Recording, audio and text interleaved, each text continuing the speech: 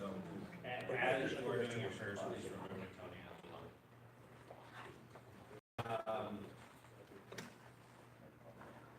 The only order of business this morning is to do the follow-up on the 2019 budget on Mr. Holcomb's request that we lay out some specific goals and objectives. Oh, yes, my apologies. that's the, Yes. it's early. Mr. Robbins, please call the roll. Chairman James Dickey, Present. Vice Chair Alma Jackson, Present. Sue Evenwell, Present. Jason Ross. Jason Ross is absent. Terry Holcomb. Mark Ramsey. Here. Tanya Robertson. Here. Jack Norcroft. Absent. Mark DeRazio. Here. Secretary Will Robbins is here. Treasurer Larry Hicks. Here. National Committeewoman Tony Ann Shields on the phone. National Committeeman Dr. Robin Armstrong. General Counsel Chris Gober. Assistant General Counsel Trey Trainer. Here. Assistant General Counsel Ross Fisher. Assistant General Counsel Wade Emmer. Assistant General Counsel Art Martinez Navarro. Parliamentarian Chris Howell. Here. Sergeant at Arms Nelda Epps. You have a quorum. Excellent. Thank you, Mr. Robbins. Okay, so the piece of business is to go over goals and objectives in keeping with the budget, and we will go over these and I'm going to expand it a little bit so it's a little easier to read. Before I do that, the question before us this weekend is, given particularly the results that we all saw earlier this month, is whether a substantial change in the amount of energy, effort, and resources need to be put forth by the Republican Party of Texas in order to avoid what otherwise will be a catastrophe if Democrats take control of our House and are controlling redistricting in 2020, and if the president loses re-election because our 38 electoral votes don't go for a Republican. And if that happens, there's no path to victory for a Republican. So the question before us is, are we going to do everything we must do to win in 2020, including make substantial changes or not? There have been a lot more people focused on some of the details of some of what might be necessary to do everything we can do for 2020, rather than actually focusing on the need to do big things for 2020. And as a result of seeing some of those conversations, this morning, a longtime donor to the party has let me know that, subject to the party being all in for fighting for 2020, including having a full-time chair, they are donating the funds to pay the salary for the chair through the next convention. At which time the convention can then decide whether, in the middle of the 2020 election, if it's time for us to pull back, having seen a bunch of results. So we have so we can right now get going on all the things we must do for 2020 and avoid the risk of stalling or waiting or not doing what we must do for 2020. And have results for the body to make their decision on at the 2020 convention.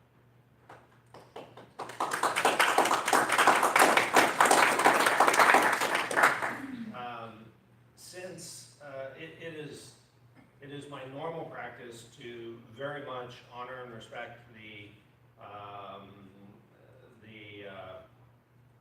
privacy of our donors, even though we do report them all in our donation forms, and so sooner or later it shows up in an FEC or TEC report. It has not been. I have not historically named any names. Talking to the donors, They're worried that, given the track record of the last few days and people's distraction by stuff that is in fact not relevant or not important, they would rather I just go ahead and name them so that there's no doubt about who it is and there's no speculation or concern or rumor or innuendo. And so please join me in thanking our own Kathleen Wall and her husband Holly Alt for being the donor.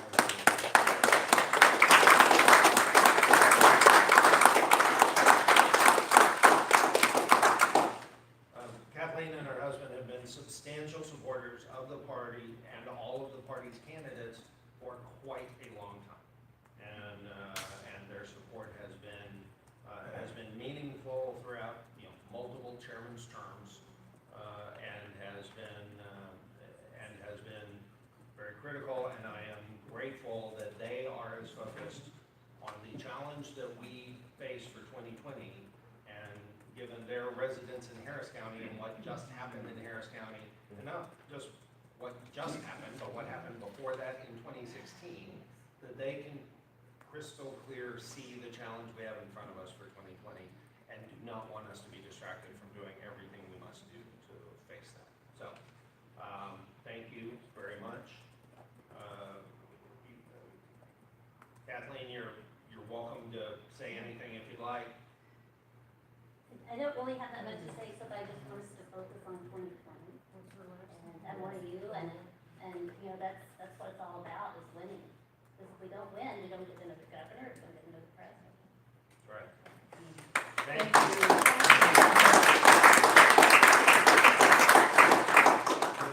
So, and to be clear, the donation is conditional on us being all in for doing substantial changes for 2020. Now. Yes, sir. Mr. Hall. First again, thank you, Ms. Wall, Mr. Wall. This is going to bring up some questions. Sure.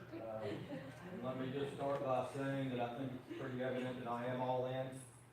I've gone all in, and I'm glad to have partners in a vision for what we know has to be the future of the Republican Party, if we're going to have a Republican Party, because this entire discussion, Mr. Chairman, has truly been about bold leadership and vision, and I'm honored to be a part of it, and I'm proud of it.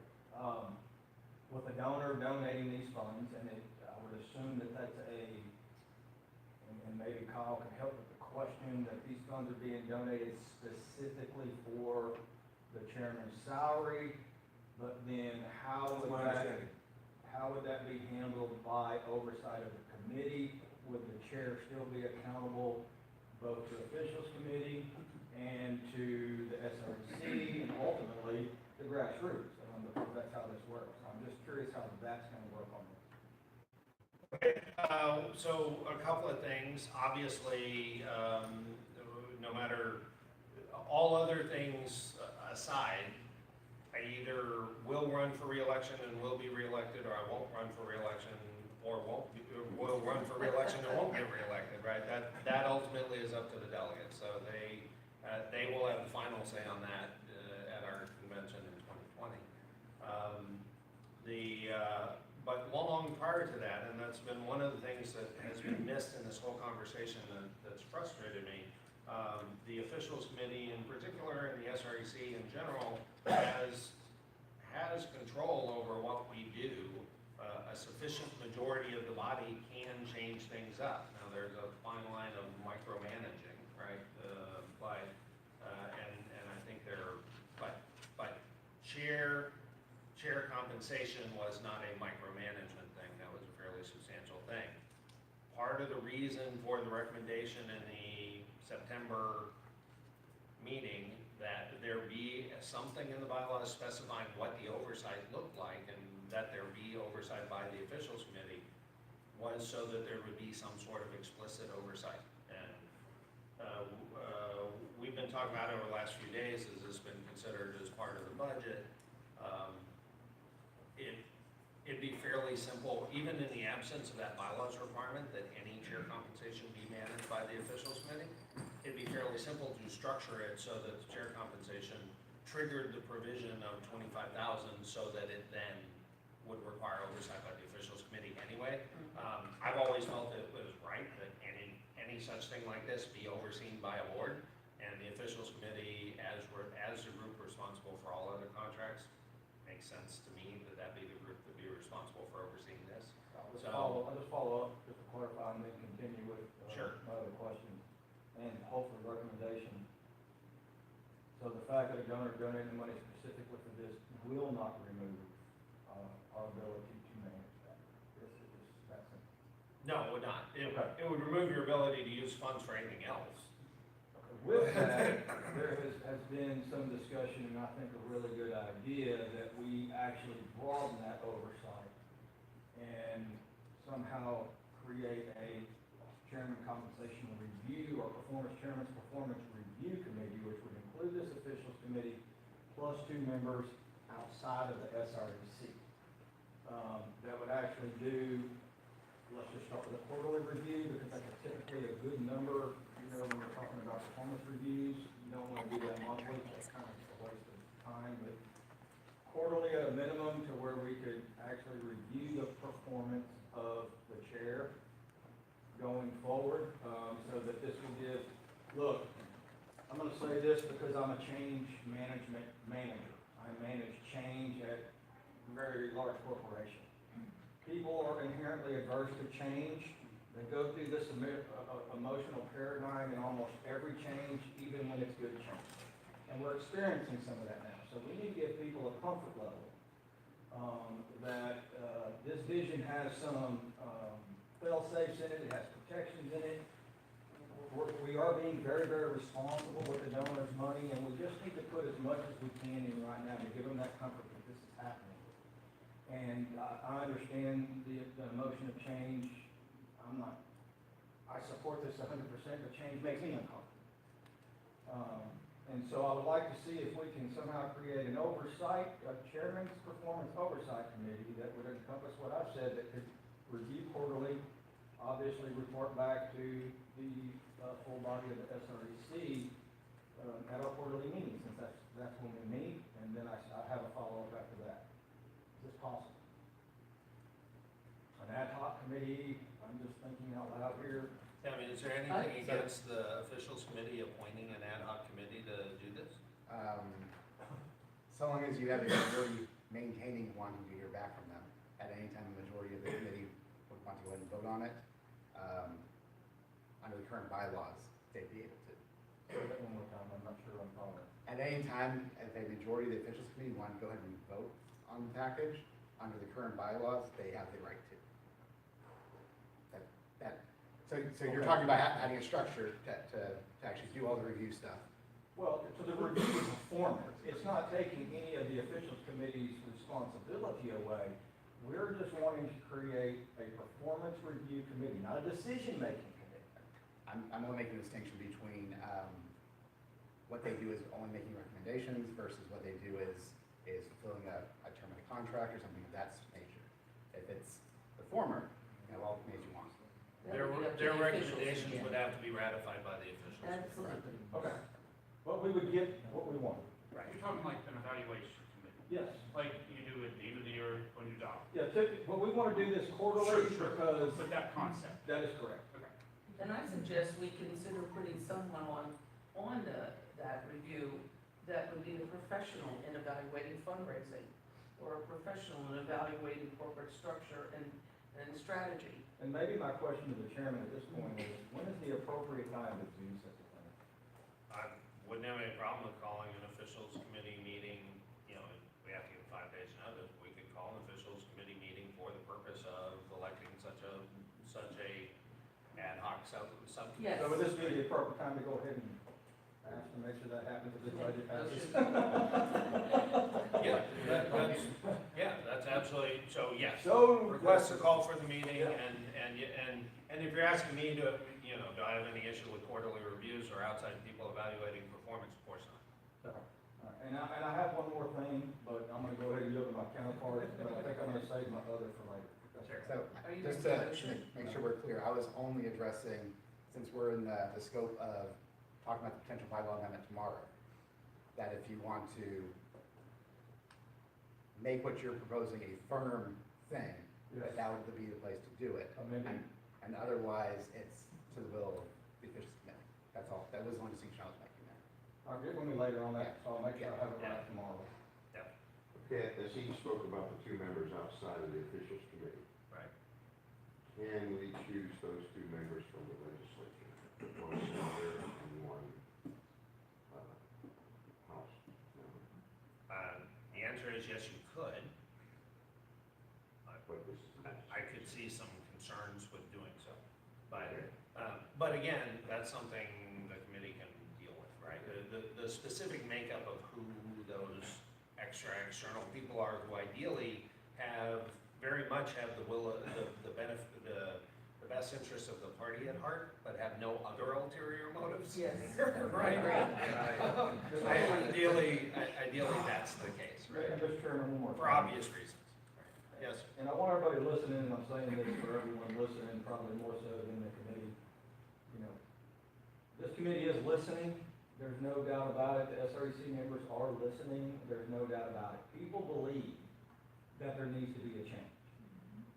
This change is bigger than they were prepared to, fundamentally be able to grasp at some level in many places, but we are trying to put as much out there to make people feel as comfortable as they can about this vision and this bold leadership move. That is truly what we're trying to do. We are trying to minimize the risk. And by doing what we're talking about doing here, this is actually going to be the case. You've literally removed all risk. You removed it if we do these things that we're talking about today. And so I would think the grassroots would certainly be okay with that unless they're just stuck on personality politics at that point. There's no risk to the party here. There's only a positive gain and there's only a positive outlook on 2020. And we can kind of get out of this weird paradigm where we get stuck on these weird issues and start focusing on what's at hand. That's the mission that we're all here to accomplish. So thank you. Thank you. Mr. Rand. Yeah, Mark Ramsey, SD7. I just have a couple of things to maybe add to that. One is it struck me that I don't see any compelling reason to limit the membership of such a review committee to a subset of the officials committee. To me, it should be all of us on the officials committee, all voting members at least, with some outside ones. I think that's a great idea, Sue.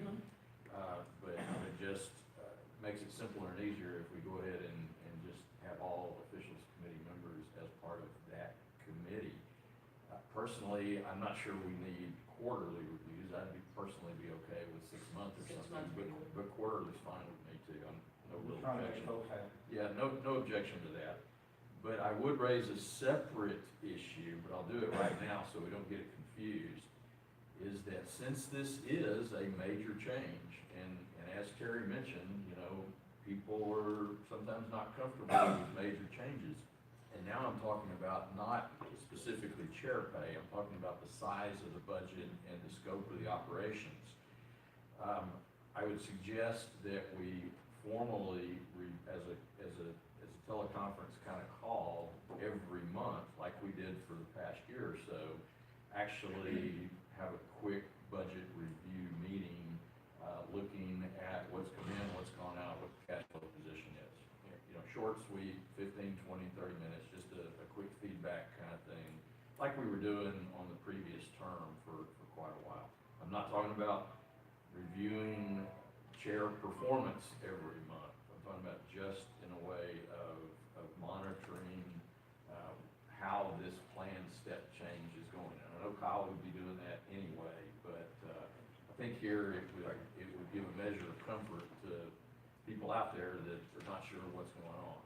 Something a little bit better than once every 6 months or once a year. I don't know if that needs a separate motion or we could just agree to do that. No, I mean, we've already agreed to call a meeting to work out details of what this looks like. But as far as, reviewing the budget, we do it all the time. We do it for a phone call with the officials, but not the review. Right. All right. Thank you for bringing up the question about funds. There are a handful of things that I don't think people are remembering, or they haven't been participating in prior meetings where we talked about some of this stuff. One of the things we Kyle produced yesterday, was able to look back in our financials and see victory funds raised each cycle. And you can see there that the, victory funds raised this cycle are, considerably more than 2012 and 2016 put together. And almost double, more than double each prior year, except, 2014, it wasn't quite double, it was pretty close. So, for victory funds this year, the victory team, all of us together did a great job. And I think, Mr. Howie's gonna talk about the dozens of campaigns we helped and efforts we worked on. On top of that, if y'all will recall, when the auditor reported on,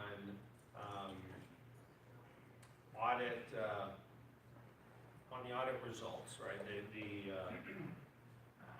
specified task audit or whatever it was called, right, that particular audit earlier this year, one of the things they did, and he said this was the closest thing to a typical audit, they sampled 175 revenue transactions totaling 2.2 million from the first 6 months of the year.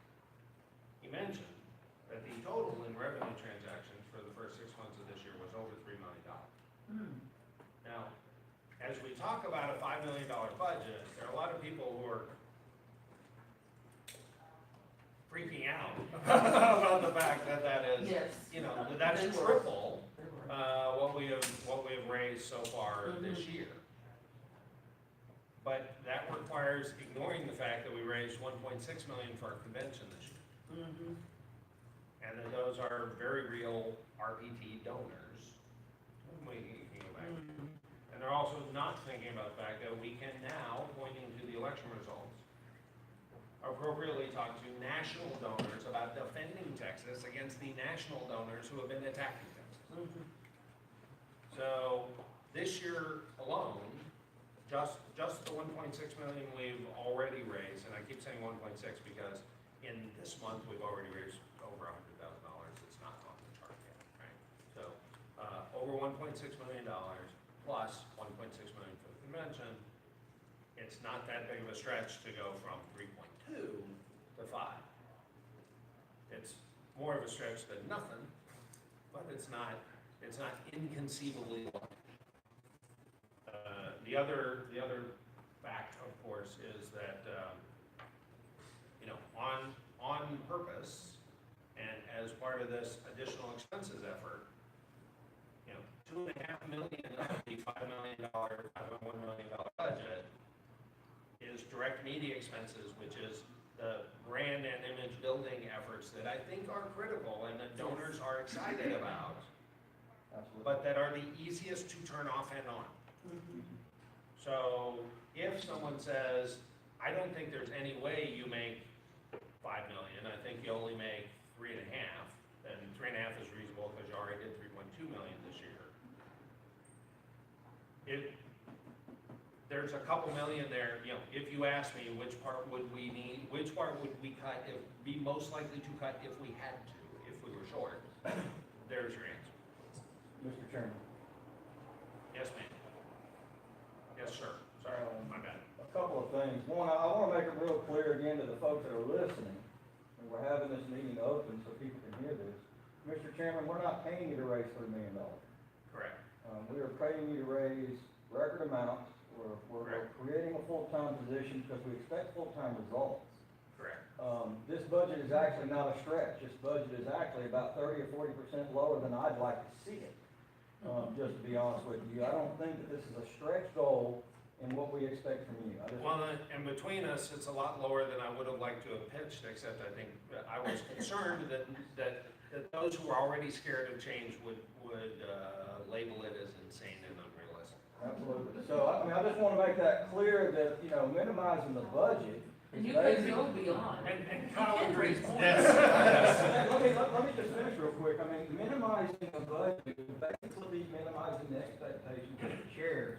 And since a lot of this opposition is just coming from folks that are determined to see you fail and willing to do so at the risk of the party and our successes, I think that this would actually make them happy because they don't think you can be successful. So, Are there any limits? The sky is the limit. yeah, my other question, you would say something. Our budget for this year, people don't remember this. The officials committee a year ago insisted that we cut the budget down to a $1.1 million budget. And we beat that number by over 50%. Again, I just want to reiterate, this committee, Right.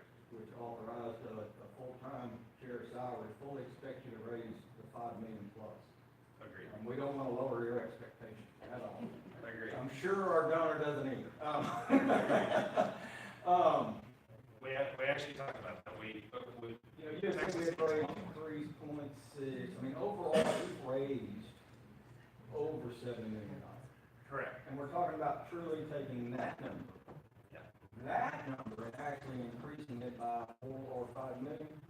Yeah, the 4 million of the 7+ million that we raised this year was in Victory, which was specifically raised for general election activities, and there won't be a 2019 general election. But yes, the intention is that we are raising significant, that we'll be doing general election type activity now, which is why the budget proposes 15 field staff and, field and engagement staff. Thank you. Okay, sorry, now to the goal. We've split these out by category, and they've got major category goal and then underlying objectives. So for example, in fundraising, there's the 5.1 million calendar year 2019 goal of raising that money. There are objectives underneath in terms of how we get there, increasing the grassroots club members, which by the way, over the last 2 years, we have increased them from 850 to over 1,600. And so we can reach our targets with 2,400. So we're looking at a 50% increase in grassroots club members. Yes? Before we go on, I need to ask how you did this. So is this an annual goal? Yeah, this is by the end of the year. Being reviewed quarterly with the official committee? Yes, Because that's what we're gonna need to see the Yeah. progress towards the goal. absolutely. And matter of fact, I think I'd like to actually see that monthly mark when we do our budget report. Yeah. I'd actually like to see these goals updated. No, that was my intent as Well, well. it'll automatically be part of the conversation. Right, but not specifically a performance. No, but we do need to track these Right. goals, because this Right. is where the money's being spent. Well, that was my point. Yeah, each month, as our accounting department closes the books, usually takes them a couple of weeks after the month to Understood. finish for them to be able to do it. So just, understanding that, even though when the meeting is called, I want to try to get you the books closed as, or the numbers as they are official, if that makes sense. Because if there's anything preliminary, it might change, and I mean, Larry's, I don't want, y'all to be like, well, why did this number change, or why did that number change? Just requires a couple of weeks grace period to get the books closed and the numbers final for the previous month. Wait, no, I have another question for you. If I ask it now, I'm going to forget to ask it. And somebody had posed a legitimate question to me last night. I want to ask you and the chairman this. So while I said a while ago we've minimized the risk, there is still going to be risk, and the risk is the people. Okay, we're talking about hiring 14 additional staff, 11 to 25. Right. Those are people. Are we gonna, I know we're gonna raise up, so we're not hiring all, we're gonna ramp up over time, so the money's gonna have to be there in order to continue hiring. I'm assuming that y'all are going to have a certain cushion in there, we're not gonna spend down to the night. So you won't hire to the next step until you have enough to pay for that plus some. The concern becomes is what happens if we don't achieve a goal, where is the first cut? Well, and that's why I was talking about the. Other than me, Medium. I wanna talk about people right now. All right, well, actually, if I can back it up, and I'm glad you brought it up, in terms of people, because we've done an exceptional job of managing expenses and raising money, we have $775,000 in the bank right now. Is that right? The cash availability number that we spent. Because of that, and because it was my sincere hope that the board would in fact decide that we should not delay activity for the next election, passed yesterday. We've already spoken to Steve Long. His last day with the RNC is today. Tomorrow, he starts back with us. So we had already talked with him because if we're gonna have 15 field staff, we need somebody great to manage them and somebody experienced, and he is experienced and great. Let me get more points in my So question. we got one, and we got two field staff that we made the same offer to. Of the current field staff, we asked two of them to stick around. So we are trying to walk that line of adding people as early as we must without adding too many so that we're too far ahead. Mr. Chairman, I'm gonna ask a question to you, and you got right, I think where I'm headed. If we're gonna have a cut of personnel, I would like to hear the chair say that he would give up his salary first before we laid somebody off.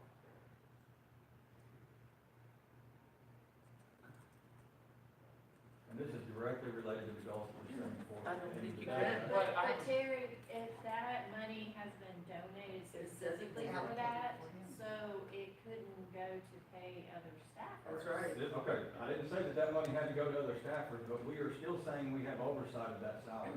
Sure. Sure.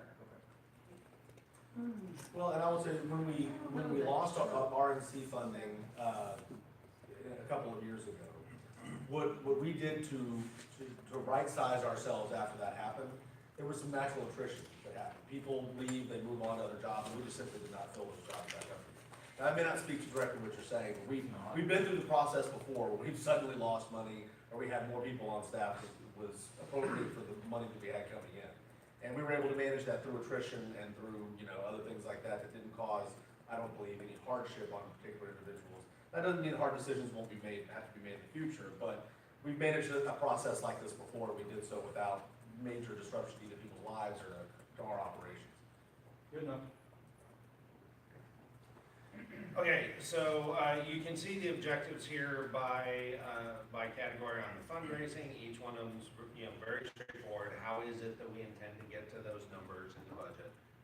But then also, and this is one of the things we've been trying to remind everybody of, winning in 2020, it doesn't just say good to have the money and then not spend it on the right things and not do all the things we must do as a party. And one of the biggest things we have to do is we have to grow the party. And so you see some X's in here because we won't fill in what those numbers are until we talk with staff about what those numbers ought to be. Not gonna start talking about staff about what those numbers ought to be until we know that we actually have approval for the big budget, right? So we're in a little catch-22, but what I wanted to lay out was, these are the things we think we should be measuring. So if you guys have any input of, no, there's this other thing that really should be measured, that this is an activity you should be doing that you should measure and you should track, then great, we'll add that in. So, or modify that. And we can do that at any future officials committee meeting. Again, the thing I keep trying to remind people, we're an ongoing operation with ongoing management. So, as the officials committee or as the SREC, if there's some objective we need to have or we need to modify, we should be modifying it or adding. How are we going to measure number 24? Line 24, the brand and image. Actually, it's literally by, you can see the details in the, you do surveys before and after, and you get the change in positive reaction before and after. That's how you do it. And so that's the brand and image, and then we have legislative impact as well. Well, on this one, Oops. And and I want to make sure that I ask this question as well, Mr. Chairman. We are going to have a person filling legislative director role. no, we have a special projects person. Everybody meet Laura King. And one of her duties is to manage our interaction with the legislature, and that includes my interaction with them, y'all's interaction with them, the stat team, all of that kind of stuff. So she will have the responsibilities of the legislative director. Right. Okay. Except she won't be speaking on behalf of your party. Correct. In offices. Which Right. you would expect a legislative director type person to be doing. Yeah, I'm good with that. Yeah. Okay. And part of why she's in the role she is because she has experience actually lobbying. for Will we have legislation. access? We have access to Laura, yeah. L King at TexasGOP.org. Will we have access? Yeah. She's already. Because I have partners. She's already on Yeah, legislative. and in fact, we've already had some meetings, so, and are going to be having more. Right, so I can invite her to the coalition's working group. Absolutely, that'd be great. And so, again, you can see, are these the right things for us to be managing and measuring, and then we will come up with, and, you know, again, haven't fleshed out all of the, what exactly are the targets, part of that depends on, you know, are we going bigger or not? Yeah.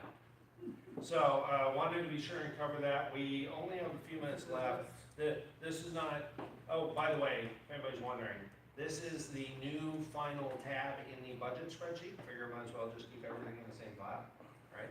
So it's the new final tab in that same spreadsheet. So any comments you have, any suggestions you have, feel free. You all have comment access on that file. Just make a comment and we'll, or give us a call or talk with us. Which was derived from that smart document that I was sharing with you as well. Yeah. This all came from that. Perfect. And by the way, let me give y'all guys a nod to put this together. I want to make a note to those listening in. This has never been put forward. Okay, I've heard people over the last couple of days say, you know, I've never seen the budget put forth that doesn't have goals and metrics ahead of it. That's not true. Every budget that's been voted on at the SREC didn't have this put forth. So I think this in and of itself is showing bold vision and leadership and showing what we can become and able to actually show the grassroots what you're actually going to get for your money. This is a huge improvement from what we have done in the past, and a lot of kudos goes to you and Kyle both. Well done on this, because this is an important thing, so the grassroots can actually see what we're doing with this vision. Well done. Thank you. All right, and so that finishes the direct conversation on this. Kyle had a couple of things he needed to update the committee on. Yeah, just share with you a couple of things that is gonna be, well, one is gonna be happening, tomorrow. We will have 3 cities coming in to give presentations, for the convention in 2022. Fort Worth, Dallas, and Houston. I'm probably going to be looking for the similar type of direction that we got, in 2016 for 2018 and 2020, which was that, you know, the committee, upon hearing the presentations, make a recommendation that we pursue final negotiations with a particular city, under the understanding that if we cannot reach favorable terms, that we are allowed to then reopen it and look somewhere else. And I, you know, in fact, I had a conversation with one of my predecessors about this exact same issue. You know, before the final negotiations are in, we don't want to give the impression like we're coming no matter what. Because at that point, it's like, okay, well then here's your contract, sign it, and we'll see you, you know, we'll see you then. So, we want to put them to understand that this is our preferred choice, but if it doesn't work out, then we have other options. So, that'll be happening tomorrow at lunch, so grab your lunch quick and come back and hear the presentations. The second thing that's gonna be coming up soon, that Brandon's done a lot of great work on is, he's gotten a lot of RFPs out to different locations for our SRAC meetings in 2019. The results were that basically this hotel has still come back with the most favorable terms so far. You know, there are a couple of different options that have been discussed with regards to this. Whether or not we just straight up pay a rental fee and attempt to recoup those costs with donors and sponsors. Whether or not we continue to what we have done, where we, instead of just having a straight up rental fee, we have a food and beverage minimum that offsets some of those rental fees, which then we ask the members themselves to help pay for lunch, which I know, you know, we've heard feedback on from time to time about, you know, about how much that lunch costs. That's another option. And then, you know, the other option would be, the third option would be that we continue to have the food and beverage minimum, and the party just pays for it, and just pays for everybody's lunch for free. So those are the sort of 3 choices that are going on. Some of that is going to be, you know, needed to be discussed during the budget because of the line item in there for SRAC meetings and how much y'all want that to be. So, in case that came up, I wanted to, Brandon's been doing most of the research, and I can speak a little bit to it, but make ourselves available to answer any questions about those three paths before us as we, go to talk about the budget tomorrow. So I open it up for any additional questions about that, or comments, or concerns, or direction? And to be clear, we changed up the budget to allow enough money that we could cover lunch if we needed to, if that's the best way, if that's the way the board decides to go.